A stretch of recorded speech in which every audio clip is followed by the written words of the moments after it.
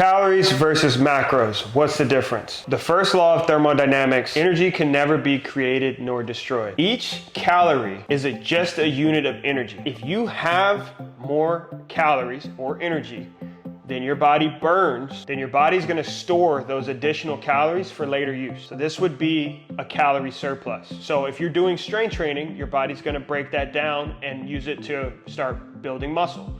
If you're not strength training, you don't have a lot of activity, your body's gonna store it as fat. So on the other side of that, if you put in less energy than your body needs on a daily basis, your body's gonna start to feed on itself and break that tissue down in order to create that energy for you to do whatever activity you're doing. Now, maintenance is in between both of those. You're putting in energy and you're burning the same amount of energy, which means that your body doesn't have to start feeding on itself and your body's not gonna change. It's also not gonna start storing any additional energy. Those are the differences between a surplus, maintenance, and a deficit. When it comes to macros, every calorie is built up of macros. So for instance, every gram of protein is 4 calories. Every gram of carb or carbohydrate is also 4 calories.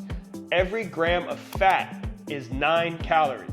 So that's how macros fit into your overall calorie amount. All calories are built up of macros. Now, when it comes to your macros and what they're used for, let's think of this like a home. Protein's gonna be your foundation, the building blocks to your house, right? The bricks that build your house up. Protein is what your body uses to create all your muscle tissue. So your skin, your muscles, your bones, all made up of protein. Protein is broken down into essential amino acids that you need to survive. Fats are also essential. Think of fats like the insulation that keeps your home like nice and warm and cozy. Fats are gonna be used for absorption of certain minerals and vitamins, for energy production. It's also gonna be used for hormone regulation. So fats are also essential for your body to survive. Now, carbs are like the electricity that runs your house, right? It's the energy source, your body's preferred energy source. When you're thinking of carbs, they're really broken down into 2 areas. There's simple carbs, which is like the energy you would get from like